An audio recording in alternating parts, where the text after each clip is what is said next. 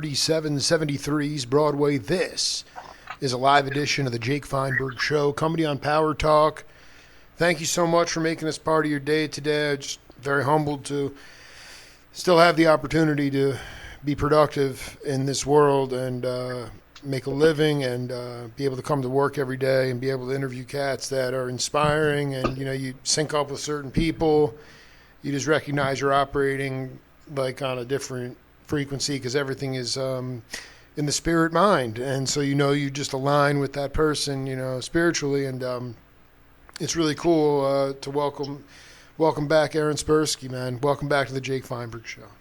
Thanks for having me back, Jake. How are you doing? You know, I'm doing great, man. I'm having a ball, and a lot of, like, I don't know, I just sort of, as I go along here, I recognize that if I just keep doing with whatever my intentions are with the work that I'm doing, as long as my intentions are good, then the universe will protect me.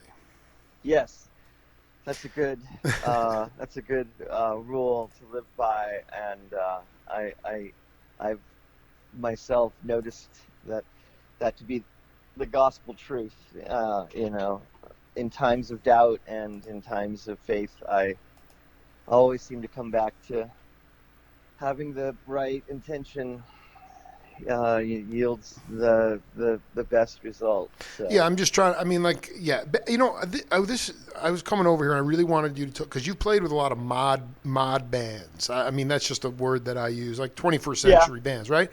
Yeah. I mean, no, I mean, what I'm saying is, this is my thesis. It's not. There's no quantifiable data backing it up. And I just want, being somebody who is like a practical application cat. You're not an ivory tower cat. You know, yeah. Explain. I believe the vocabulary in music has not grown for some time. And I wonder, like, even in the way you describe punk rock, new wave music in the 70s, it was still rock. It hadn't gone to this despotic level of no dynamics and just like thrashing. Yeah. So, like, are you able to incorporate dynamics in mod bands that you think are incorporating stretching the vocabulary of music? If so, tell me. I'd like to check out the tunes. Okay, well, let me think about that for a second. I feel that I definitely employ dynamics of a wide degree in everything that I've done, and I don't know that I've come up against anyone else like adding new vocabulary or new terms or whatever to the language of this kind of music, you know, the rock, what I so endearingly refer to as rock. Did it plateau at some point? Because, I mean, there were definitive changes when Sperske was like 13 years old. Like, it blew. I am still blown by the Black Flag thing. The whole thing is so tripped out, and I don't even know, like, but the point is that there was an evolution in rock. But certainly, you know, consciousness. I mean, like, anyone who plays a rock instrument, you know, their thought patterns are reflected on that instrument, mm-hmm. whether it's drums or guitar or whatever, those standard instruments that we use, keyboards and stuff. And I think that the consciousness of, you know, the collective consciousness has like came together at one point and was like a unified field, and then as is carried on through the decades, it's splintered and fractured into like more and more, you know, like little tributaries and shards and subgenres. Yes, subgenres in subgenres and subgenres. Exactly. It's so niche, man. So you know, there's like. But it's also hold on. You were focusing on something. It was a collective, unified feeling. Everybody was moving in the same direction. That's why the music grew. Yeah, it's with rock and roll, or like the Beatles and Ed Sullivan, and then like '60s psychedelic, and then as things begin to splinter off and rebound and come back at things in a, like an aggressive way, the way punk rock like doubled back on 70s rock and things. I mean, you look at it now and it doesn't seem that different, really, all that different to me. At the time, it seemed massively different and like wildly different to listen to Emerson, Lake and Palmer Mm-hmm. or listen to the Mm-hmm. Buzzcocks, Mm-hmm.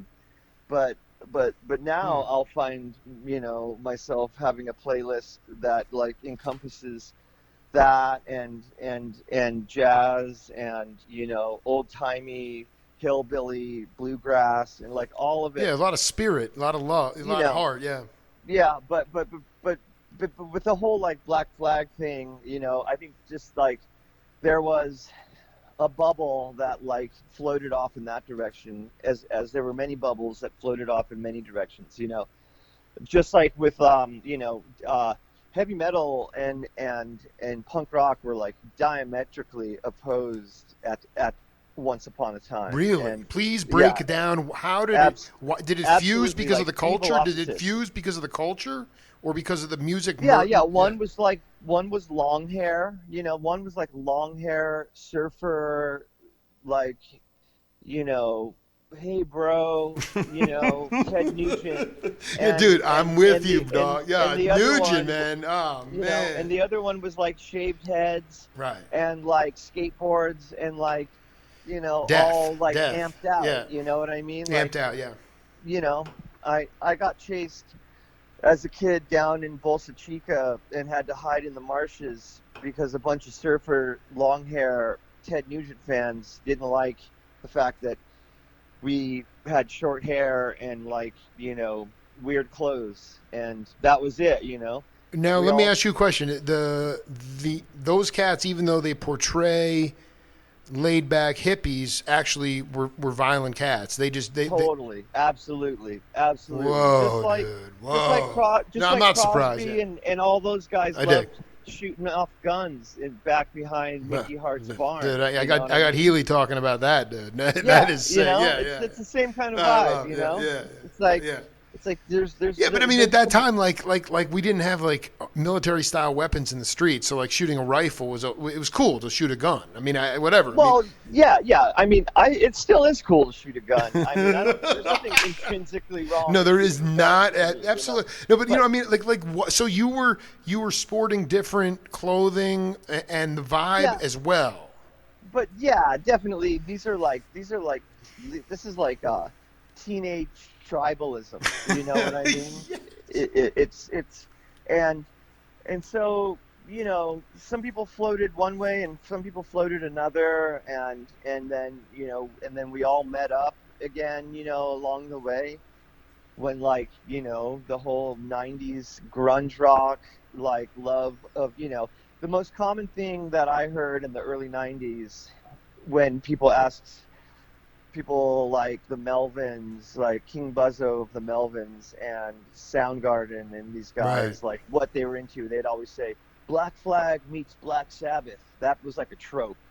And so that to me really exemplifies in a way like how everything kind of like folded in on itself at some point. And all things old became new again as well once we had the digital disruption of Napster Right. Then and the file late sharing. '90s was catastrophic to the musician. Really.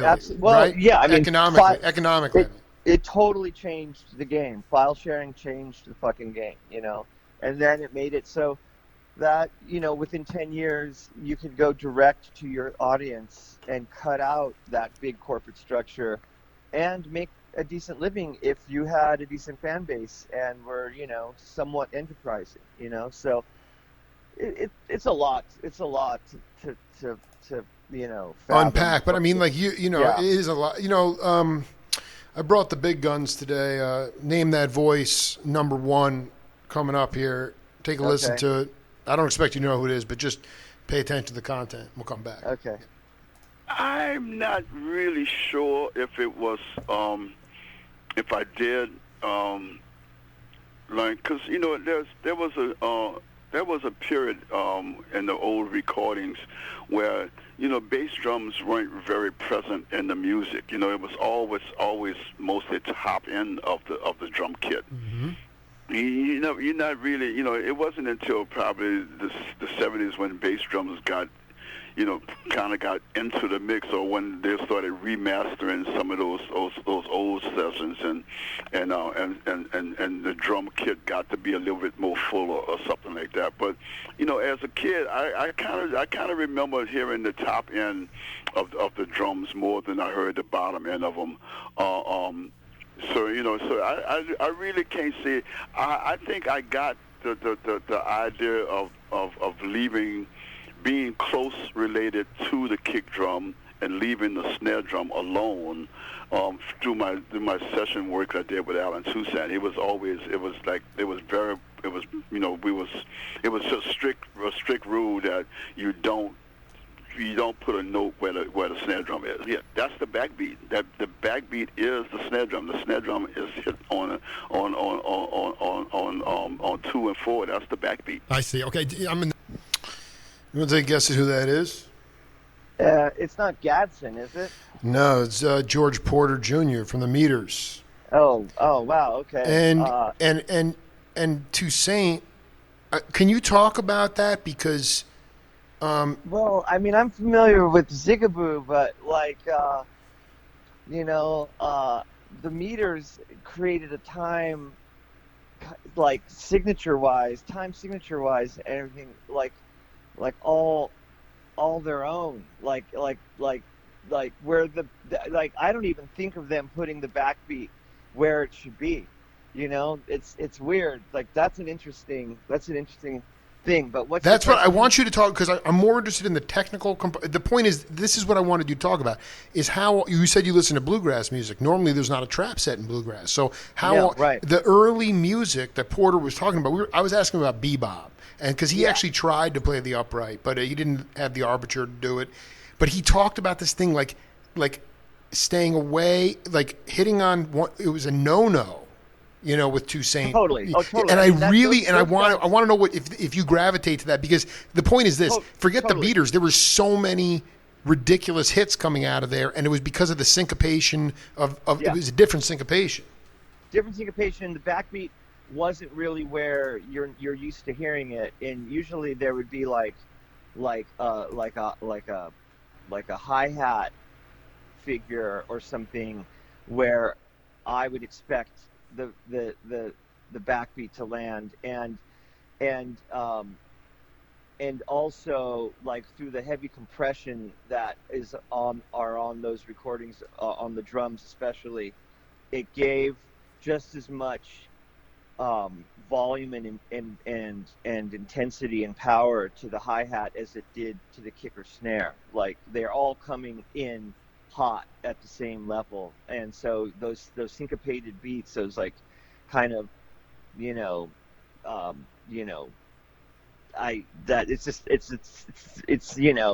it's all their own, sissy strut type thing, but as far as like jazz and bop and all that stuff, I mean, there's a reason the technique of feathering the bass drum was developed for all that, because you didn't the bass drum wasn't thought of as something that pokes. It shouldn't be poking out. It shouldn't be poking you anywhere, like that.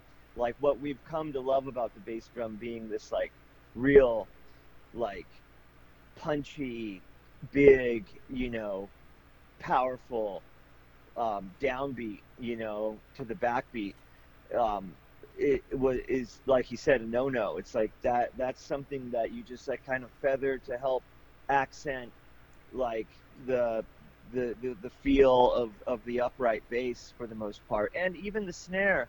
I mean, honestly, with those old jazz recordings, it's the cymbals that carry. They're dancing on the cymbals, man. They're dancing. All on the cymbals. They're dancing. Yeah, it's the cymbals. Your cymbal work is what really carries. And then you doing some brush work on the snare that's just kind of like a pulse, and you're feathering the kick drum, and those things are more felt than heard, you know. But Absolutely. I love when that you get, line. Yeah. you know, when you get to rock, it's completely the opposite, you Did know. it It's always, was it always that way with rock? um I don't think always, you know, but I think post Ringo, yes, pretty much, But you I know. always thought, I mean, even though I don't listen to Ringo's solo stuff, and I mean, obviously the Beatles, I mean, I always thought it was unbelievable. He was a totally individualistic drummer, and I guess it Yeah. used to, I mean, you used to, I mean, that's why we connect, because the Garibaldi told me in our first interview, he's like, dude, if anybody came up to me and was like, after a gig, and was like, yo, man, you sounded great. You sounded just like, Sam Lay or Gaylord Birch or whatever. He'd be like, he'd want to slit his wrists.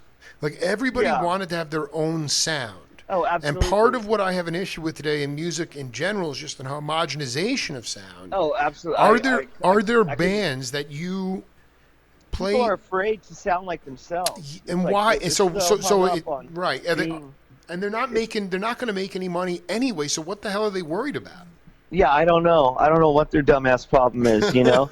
But I mean, I've had a lot of players that have played with me say like, I could hear music from across the field at a festival, and if it was you playing, I would know immediately Hmm. that it was me playing. Like for whatever, you know, like they just understood where my hiccups and where my No, they idiosyncrasies just know your lay feel. within I my. mean, it's the way you Yeah, walk. It's the way it's yeah, just, and it's that's your what I mean. sonic It's like, mirror. Yeah.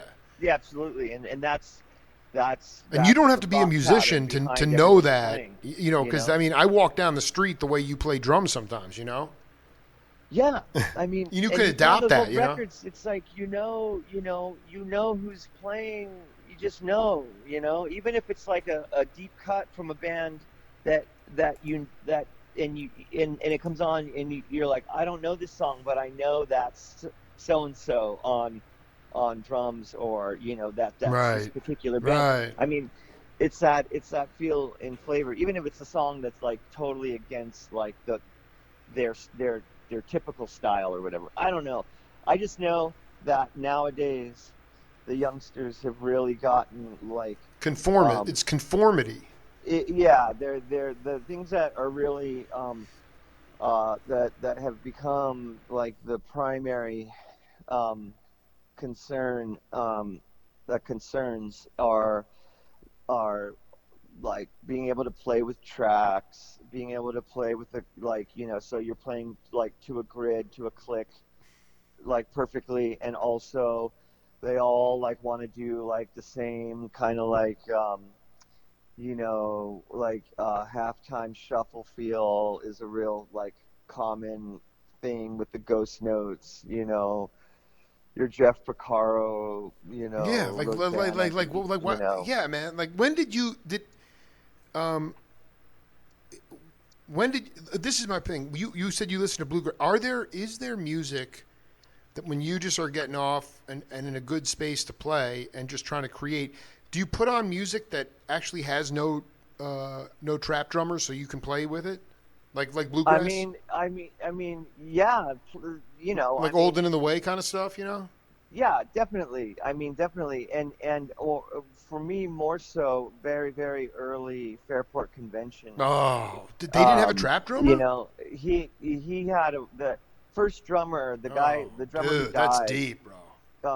He had he to me invented folk drums, like Why? Why? Why? folk trap drums, you know. I love it. The Why do only you? other Yeah. person that came close to it, but not nearly as graceful, was Dallas Taylor. But that's because he was kind of turned down in the mix anyway, so he kind of like played in a way that was behind these acoustic instruments. But in terms of like real like What about Ron? really What about Ron Tutt? Ron Tutt, who's he again? Well, no, I just the guy in 1975 was Hmm. touring with Elvis and Garcia. Oh, Yeah, Ronnie Ronnie, Tutt. Yeah, dude, yeah, Ron Tutt, yeah. man, he played Dude. some sick. He Oh, played on I El. love that guy, Yeah, dude, man. I I know, love dude, that he's guy. so sick, man. So sick, Yeah, so sick, and so what I'm saying sick. is like he kind of belongs in the conversation, I think too. Yeah, oh, he does. I Yeah, mean, to me, he's in a league with dude, the like guy John is so out Bonham of his or something fucking like mind, that, dude. He's though. out of his. You know, I love he, that cat. yeah, he's great. Yeah. I mean, his double bass drum and all those toms, and he's playing those old Dude, that reconstruct rockabilly the fills. Legion of But Mary stuff with Garcia would have been a disaster without Tutt. He held the whole thing together. Martin Fierro was great, Merle was great, but I mean, yeah, he held it. I mean, Jerry played slow ballads, slow, and like yeah, he carried that shit, and then he's cooking with it. I mean, I interviewed him about. Uh, it's such a great story. I'll send you the interview. He talks about. Getting called out by the colonel for his friend Larry Muhabarak was he invited him out for an audition. Elvis was looking for a new drummer, and Ed Green, the great Motown drummer, was up there and just crushing it. uh And huh, Tut's sitting like just sort of melting into his seat because he brought his drum kit out there, and Green is crushing the audition on his kit. And he's like, the guy's on my fucking drum kit. I haven't even had a chance to play yet, you know? So, like, yeah, everybody gets off. They're wrapping up. And his friend Larry goes over to the colonel and said, there's one more drummer here for the audition. And he's over there. And so Elvis is like, well, bring him up here, you know? yeah, And immediately, like, they just started to cook and they were smiling, like they locked in perfectly.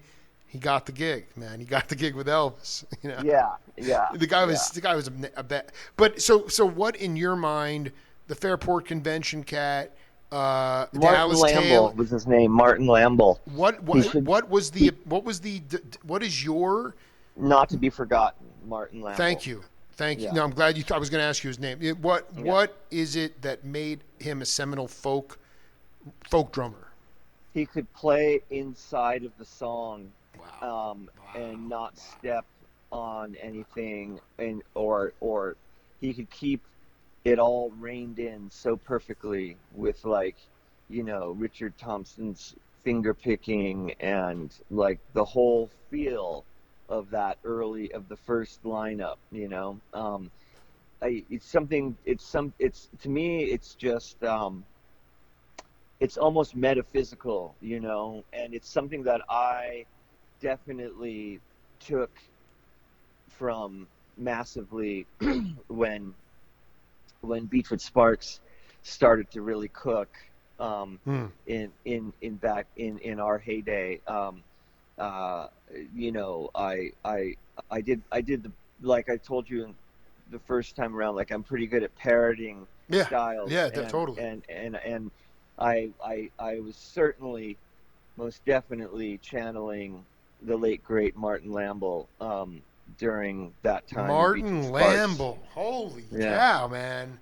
he's a monster. He's Would a no no monster of the no folk no now rock talk thing. about, was he keeping time on the top of the kit, or was he using the bass drum for feathering? What was he doing? Oh yeah, no. He was keeping time in a traditional '60s rock way, but tucked inside of the music. So, like, not as light as what I would call feathering, but not laying into the drums Ringo style either.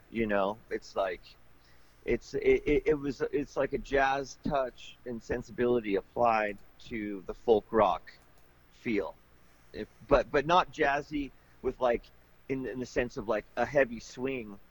Although he swung, because he played a great shuffle, like straight time shuffle beat, which is to me, one of the harder feels to play and keep it really graceful and light on its feet. Because that's a tiresome little Well, figure. I mean, and you think Dallas Taylor with the Crosby stuff, or like what stuff was Well, he? Dallas Taylor, just like the first CSN record to me, has that feel of like Right. being light on his feet and kind of like whimsically playing all around the kit, but you're never hearing like big drum rolls or anything that's like jumping out. They did that one like weird remixed, re-released version where you hear the drums all louder, which I don't really dig that much. But the original mix of those first two albums, Deja Vu and the first self-titled, his playing is just so perfect. It's so laid back in inside of those acoustic guitars and all of that, and he is a real trip because like he was one of these drummers that like picked out the most oddball single pieces of gear. Like if he liked a Rogers like Sparkle kick drum, he would like pick out like a all natural wood rack tom and and a laminate floor and they're all different, like one's Ludwig and one's Rogers and one's like he just like put together his kit in this really crazy way, but when you listen to it, it sounds phenomenal. It's phenomenally like curated and played in a way that just brings those records, he brought exactly what those songs needed to move. And they move like, once again, they're more felt than heard, those drum beats. Yeah, no, I love that line. You walk out, you feel it in your ribs more than you hear it, You just feel it. Totally. I want to put this audio in for you, and then we'll come back. Okay. Yeah, well, I didn't actually meet Miles until after I'd been on the bandstand with him, funnily enough. I mean, he came to a club where I was working and heard me and left a message for me to call him the next day at the hotel. When I did, he checked out and gone back to America, and I waited for about 3 weeks before I got a call finally from his manager. So that was how that went down. When I got to New York, we didn't have a rehearsal. I went to Herbie Hancock's house to look at so he could show me a couple of Wayne Shorter tunes, which I wasn't too clear about from the recording. So that was about it. And the next thing I know, I'm on the bandstand playing with the band. Not really sure how long it would last, but after a couple of months, I figured, well, I must have the gig. So I was going to say, Sperske, that was my interview with Dave Holland, the bass player.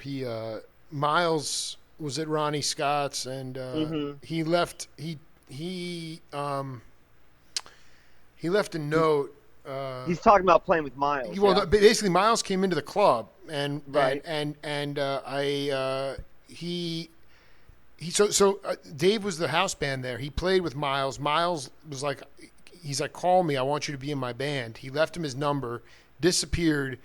3 weeks later, he calls his manager. Holland flies across from England to the States, winds up in Herbie's apartment, works out a couple of tunes with Wayne Shorter. He's on the bandstand that night. Right, it's like the most insane story ever. And I wonder to me, Beechwood, when you guys were really cooking, the way Miles's bands were cooking, is when there wasn't any time to think. You just had to hit. And like you talked about before, like Neely, he had the full body rash, but you said we were assholes on that trip. Definitively, you guys are all pretty free spirits. Yeah. Did personalities get in the way of the music with Beechwood? I wouldn't say that they got in the way. I would just say that personalities gave way to moments of high drama that caused, like random and periodic upset, but it wasn't ever like we were enough of a proper band that it never really came down to like, oh, my feelings are hurt, I can't play with you anymore. Right. We were big enough boys to like it was a be team, able to, like, withstand totally the heat. You know what I'm saying? Totally. Like most bands now, like the first little like argument they have, it's like, someone goes home, packs up and goes home with their toys and, can't play in the same sandbox anymore because they're so fucking sensitive about everything.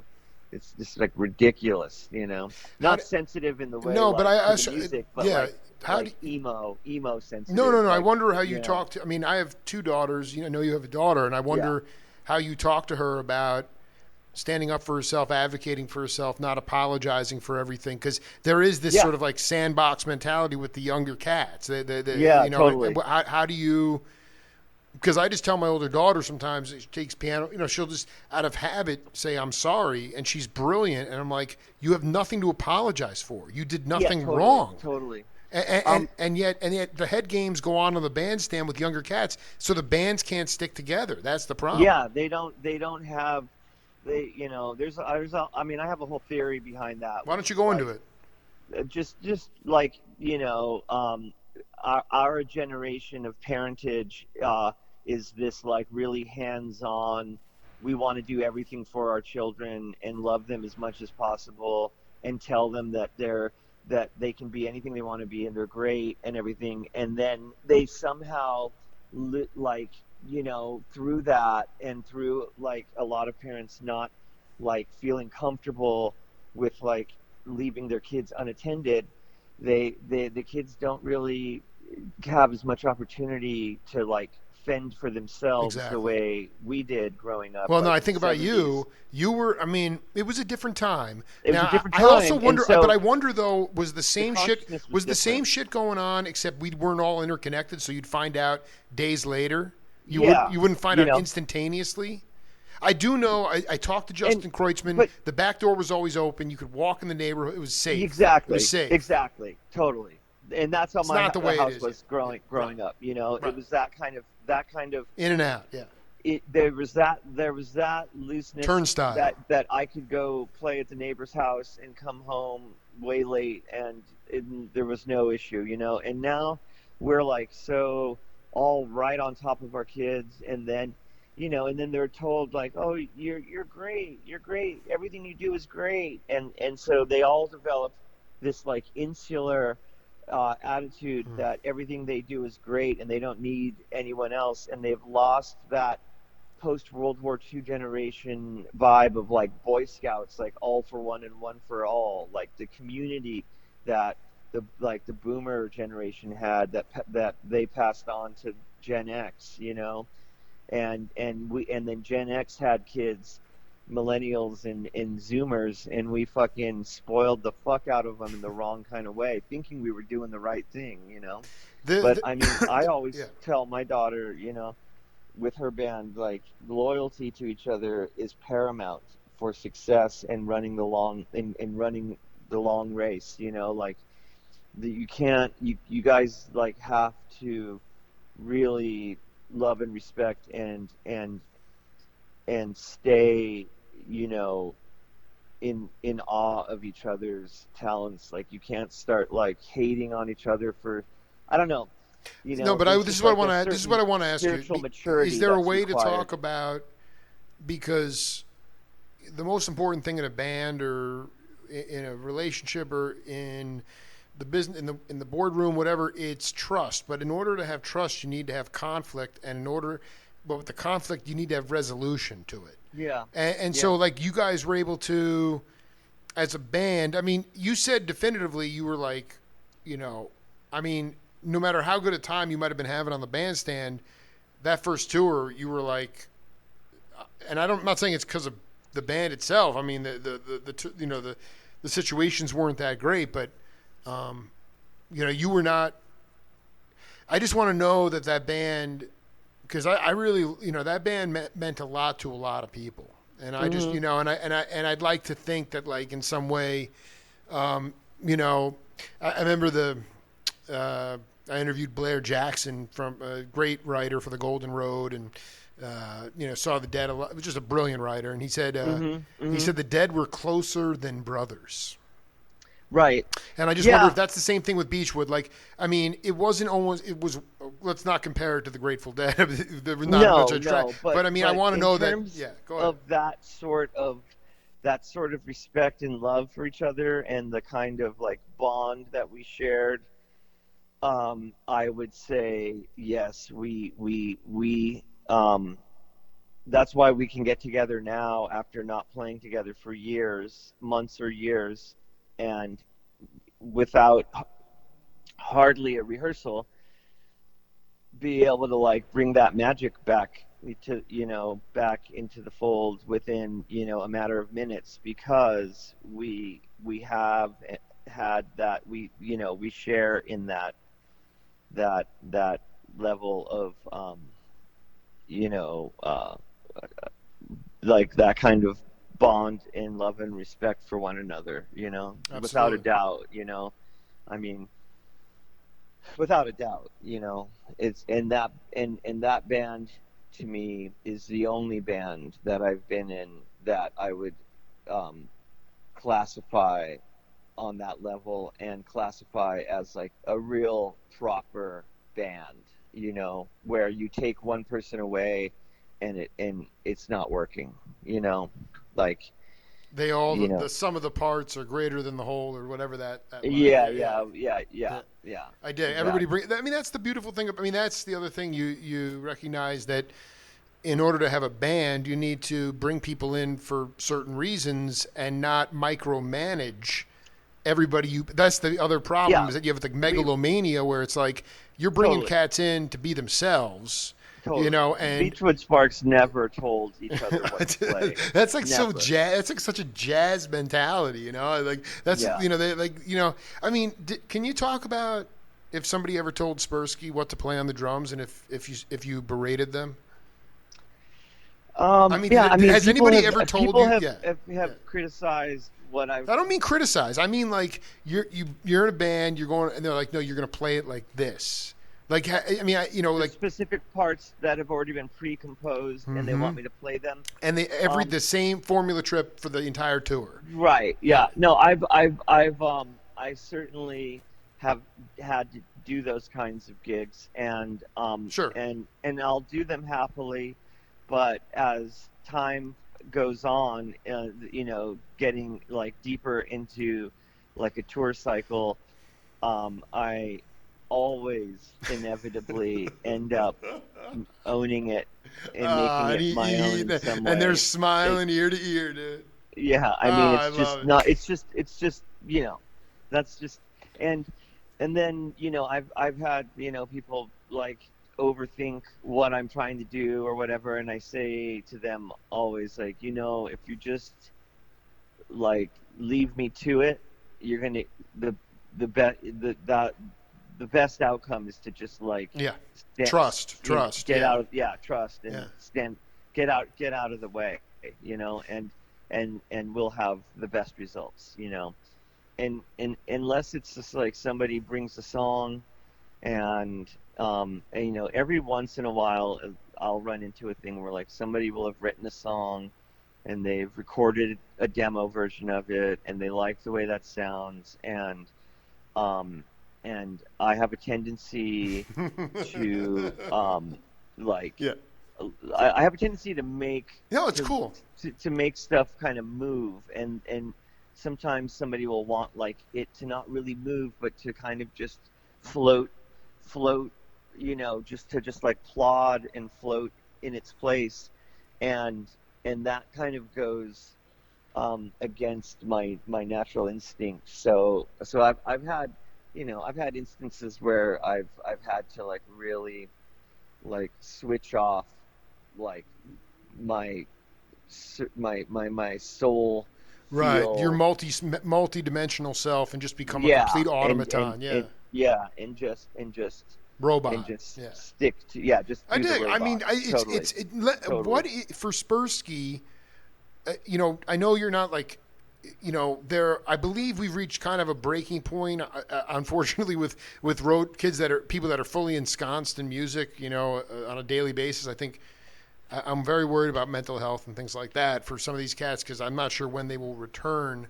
And I'm talking about guys that just, I mean, they're on the bandstand every night of the week. Yeah. When the coast is clear, and I don't know when that'll be, what are you horny to do in music? I mean, what is a priority as it relates to the creative arts for you, when when it's, I mean, I don't know, man. Like, it's going to be weird. Like, you go to a place like, like Santa Barbara club there, and maybe it holds a few hundred Yeah. people, and then all of a sudden it's going to be like, oh no, we can only have 25% capacity, and people have to keep it. Right, And then it's totally. like, All that am I going to drive to see Sperske and Horn? Like, am I going to, like, what kind of investment? Like, that's what I'm worried. So what I'm saying is, maybe it's not the bandstand, but what is it? That's a good question. I've already been thinking about that a lot. And Good. I think, If you don't have an answer, it's fine. You've been thinking about it, Well, I mean, one thing I want to do is I want to get down to like making, get into the studio and record like what are like what's like AM gold to me, like Bread and Harry Nilsson so and sick. like the kind of AM soft rock Gold. vibe. AM Gold. I want to make some AM Gold, but I also Oh my really God, want it's to great. do. It's great. I want to do something really kick-ass and like heavy and over the top, like Black Sabbath, Born Again, with Ian Gillan on vocals, like Zero the Hero, like something just really totally balls out, like even for Sabbath, I highly recommend that track to anyone who wants to hear like a bitch. How would you put your? I mean, because I hate cover band. Well, I shouldn't say that, but No, how would you? cover I mean, bands would you? is death, soul death. Well, yeah. I mean, I totally right. But the soul thing, death for me. But I mean, are you talking about doing something with original tunes, but just the same Yeah, vibe? no, I'm not talking about covering. I'm just saying like what I want to do is I want to do like a really kick-ass hard rock, like over the top, like in your face, like band live that like just makes the walls rumble, but is like great material. And I also want to go into the studio and like record like some nice, really tight and cozy by the fireside, like AM Gold, like stuff to like kiss your honey, kiss your loved one too, kind of vibe. Like those are the two things. Wow, dude. Those are the two things those on, and on what's my what's on my radar. the AM Gold? It's just that you have to be in a certain mindset to do that, or why can't you do that now? Oh well, I mean, I just think of AM Gold as more of like a recording endeavor than something I would be doing in a club. Totally, but I mean, like, do you have access to where are? Well, I have access. I have access to recording studios and musician friends. It's just a matter of doing it. Prioritizing, yeah. Find, yeah. And I would just love to see your AM Gold track set list. I mean, it would be. Well, it would be. There's this cat that a little goes Fairport by the name, convention, maybe. Yeah, I mean Fairport or like Oregon, or I don't know. What would I think of? Maybe like the band Unicorn. You know that band Unicorn? Oh, dude, I have so much to learn. I mean, that's one of the reasons I love having you on the program. It's just it's a British band. Right. David Gilmour produced their first record. Right. It came out in like '72 or something. Like, and it's super killer. Whoa, 72? Yeah, something like that. Whoa, dude. Yeah. Jesus.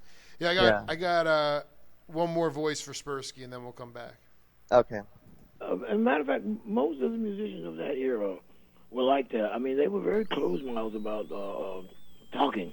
They would just play, man. Like Monk would say, man, just shut up and just listen and play, man. Right. That's what. I had the pleasure of one time before Mr. Parker passed away, Charlie Parker. I had a chance to play, share the stage with him. It was sad because it was 2 minutes before he died, and it was like he was like a shadow of his former self. But even that shadow was greater than what you might expect from such a genius. And we did this thing with Dizzy and Charlie Parker at Birdland with the rhythm section. And the first thing that Charlie Parker called off was a tune called "Long Ago and Far Away," and it was like really fast, And I was doing the best I can, and Mr. Parker backed up and leaned over to my ear, and he said, "Play it like a ballad, baby." and walked away. And I was thinking, I mean, that really screwed me up. What the hell is he talking about? I mean, I had such great respect for him, of course. So like, I was like totally flabbergasted. I said, what did he mean? I mean, I know he meant something educational. I knew he wouldn't say something stupid, but to me, I couldn't understand what he was talking about. But what he meant was, the faster you play, the more relaxed you got to be. Right. Yeah, totally. Yeah, totally right. That's rest in peace. We lost this cat last week, Charlie Pursa, probably the best big band drummer in the world. Played with Dizzy. Oh man. And so here's the other thing that I want you to riff on this. Sonny Stitt, Charlie Parker, a lot of the Miles, they were Zen masters. I mean, I've interviewed McLaughlin multiple times, and I mean, in like on Bitches Brew, Miles would just come up with him and say, play the guitar like you don't know how to play the guitar.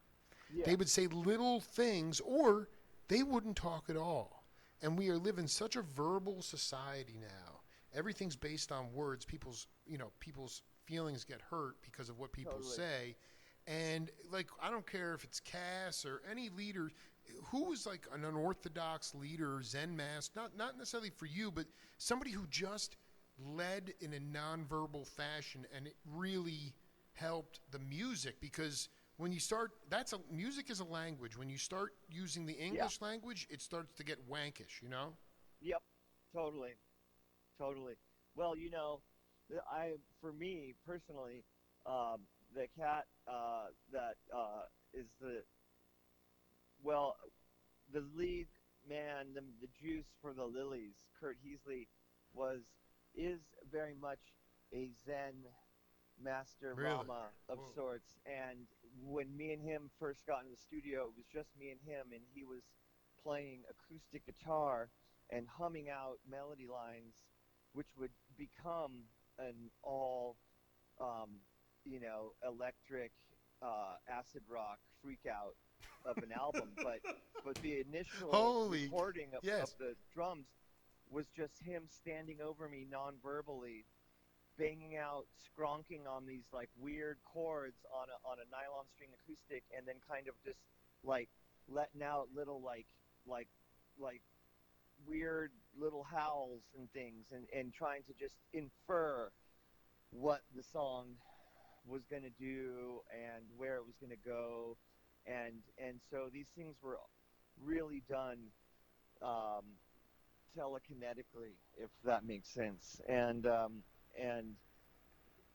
that, and if of any band leader that I've ever worked with, that guy had that ability in spades. I mean, he really, that is his forte, and he's a super, very deep, very spiritual, like, spiritually minded, just natural born guru of sorts, bodhisattva. Bodhisattva, you said a llama. I mean, how, just explain to this middle class white boy, like, how can it go from such a Zen place to this manic type music? Well, because And do because it like in an organic way. Like, I just, yeah, because the chaos, like, in order for the chaos to have any shape and substance, you've got to be able to like stand up in the midst of it and look around completely. It's like the warrior who goes into battle and and his blood pressure doesn't change. You know what I mean? It's that kind of thing.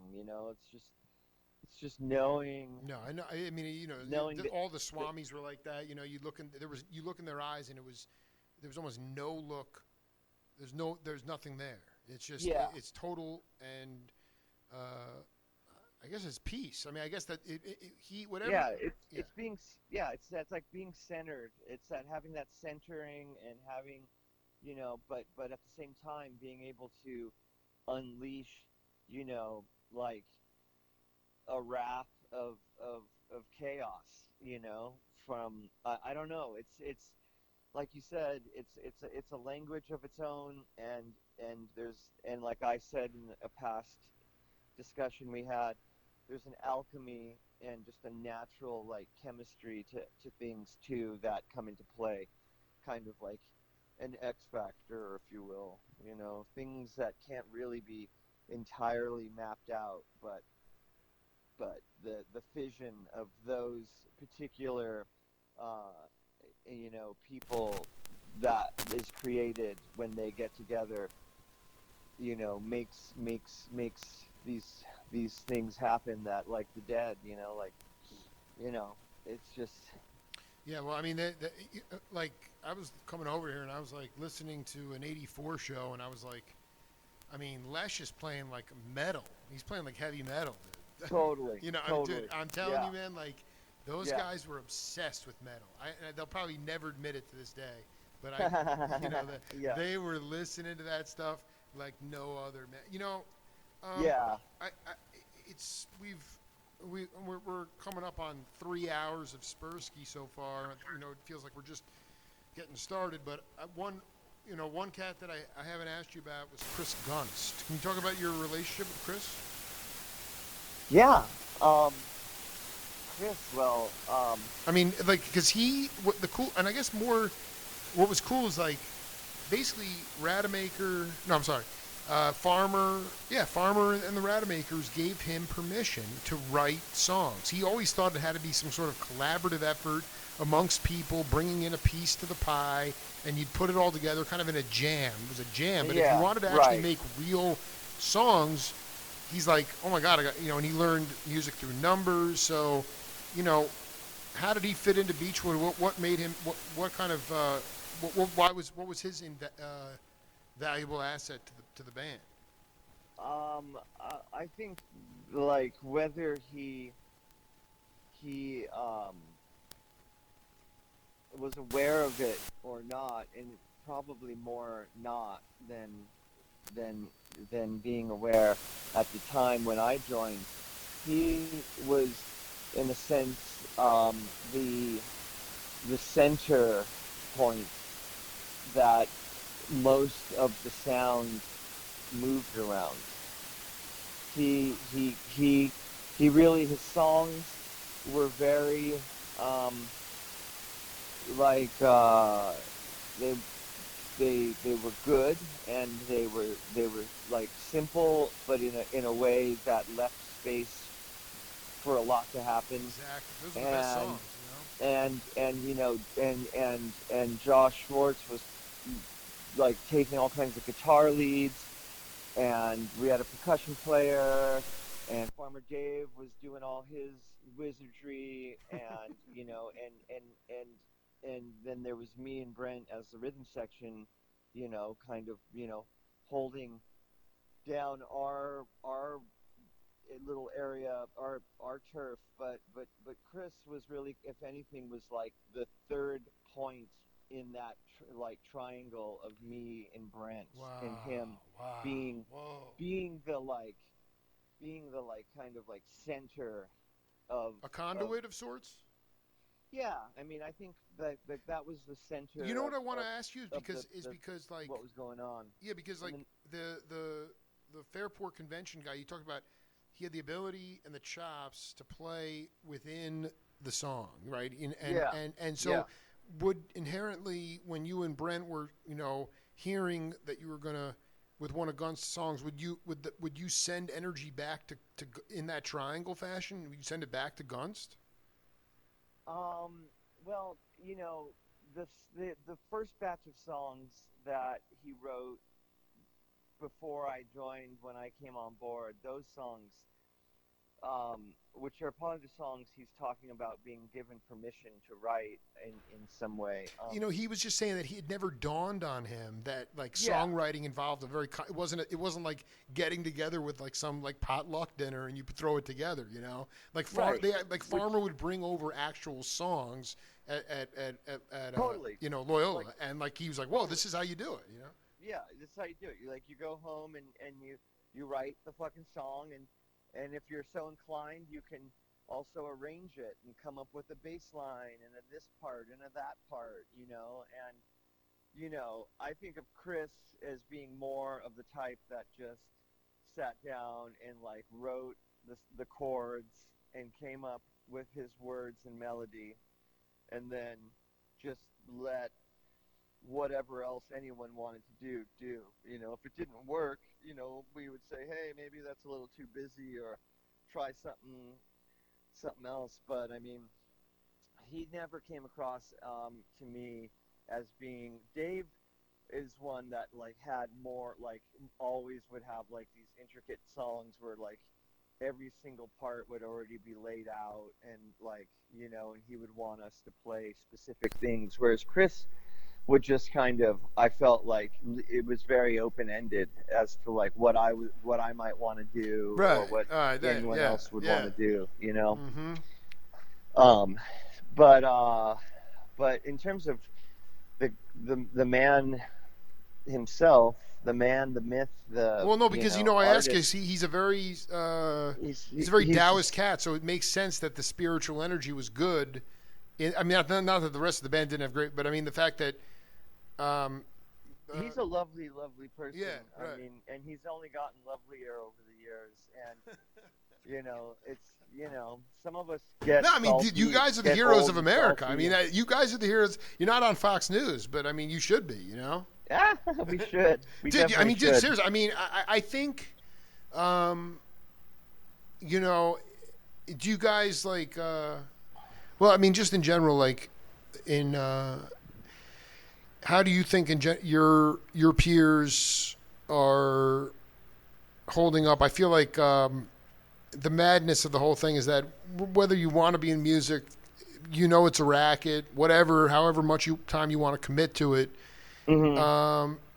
You know, out of everything, I mean, you drive around in society, and you know, there's plenty of commerce going on and plenty of business, and it's like really the last cats that are going to come back to work are musicians, and I just even wonder, Yeah, and I wonder about you know, man, I wanted to get your opinion on this because I talked to did a second interview with Rick Laird, who was the original bass player in Mahavishnu. I also know that when you saw, I think you're one of those cats. It's like Michael Shreve saw Billy Cobb and was like, I'm never going to be that, so I'm not even going to yeah, try to do that, right? Like, you just play yeah, your strengths. But the point is that Laird said, you know, when the emergency package went out, cats got unemployment, $600.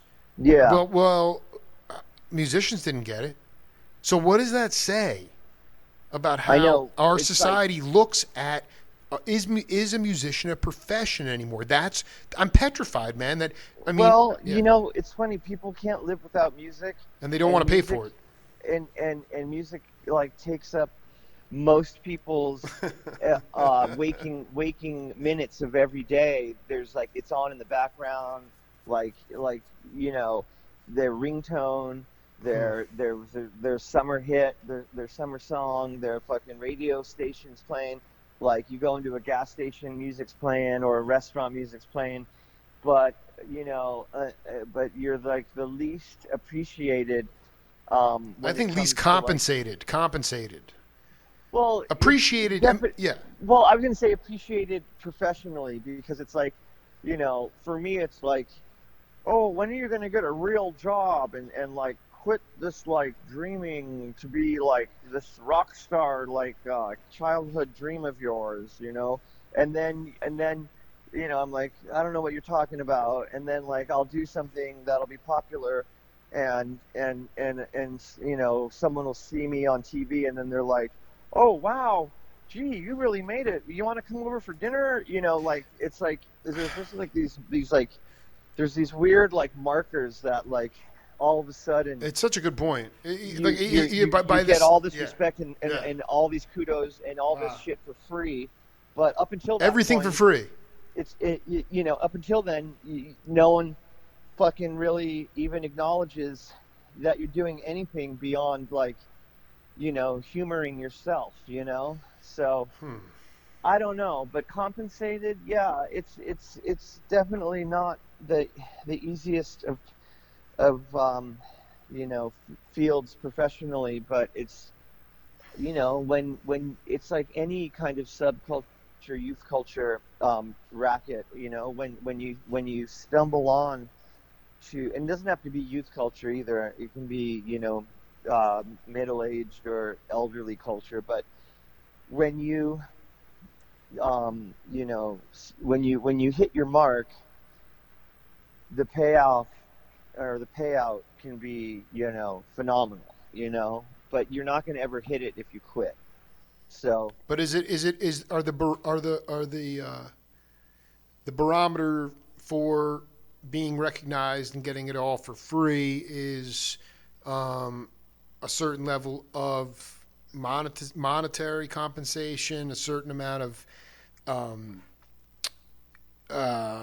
you have to be recognized as someone that's done some kind of award, a lot of awards, and I think at the end of the day, it's about like what the hell is an award being about? being published ultimately, like having put Right. out many records or as many records as you could, or just one record doesn't really have the quantity isn't really the thing. It's just have you created something that is there for people to go to and hear and see and and get into, and the more you do that, the more likelihood you kind of establish yourself as an artist in the bigger scheme of things.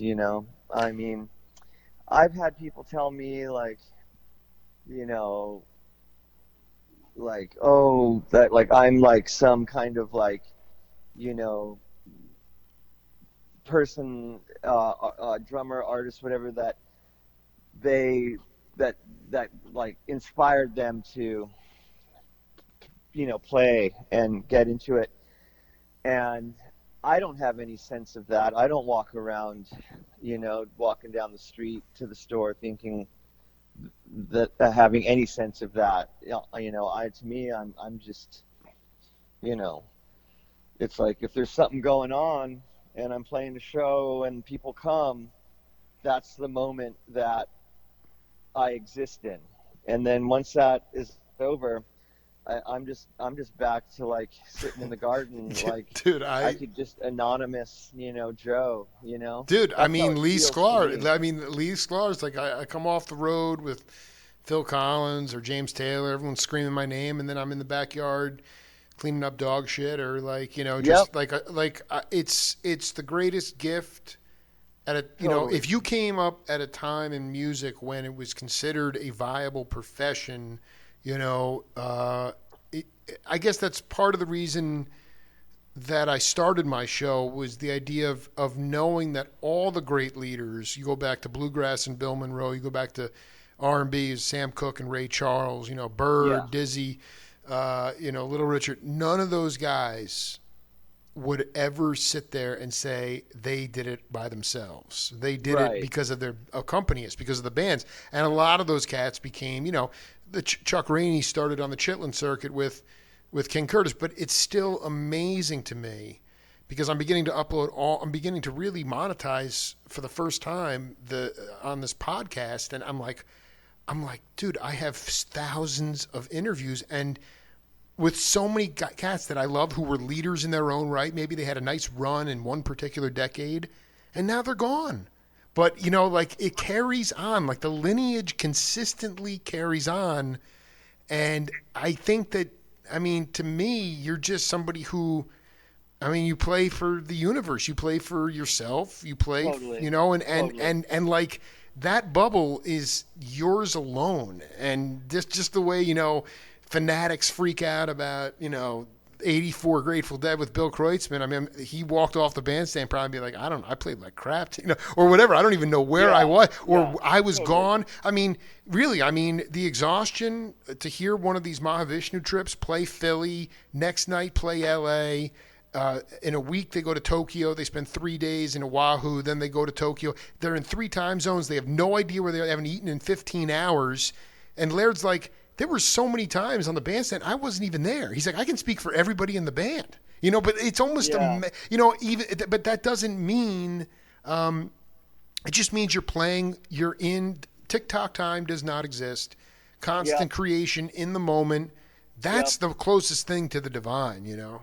It really is, and that's what I love. That's to me what I love about touring is getting freed from the grid of TikTok time and all the other bullshit, and just Exactly. being able to just exist freely in the moment, That's a good and point. only worrying about what is in front of you today. You know, being in the here now, and that's something that should be applied to our daily lives, no matter what we're doing or where we're at. But I find myself it being easier to do in those times when I'm playing music, and and everything's going perfectly, and like Do you feel like that? shows Like, are do you feel great. like tying it back to what we talked about before?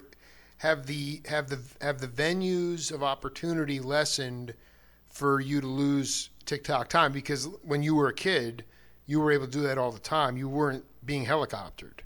Yeah, Like you no, could, totally. like to me, like your childhood reflected your musical aesthetic as well. I mean, it was sort of almost a correlation there, like Yeah, yeah, you lost certainly. sense of time all the time, so you were more at peace there, but now, you know, do you think that's the only place you feel that way, or do you think other people, like, have we lost venues? Sadly, Yeah. you know, it's not the only place, but it's one of very few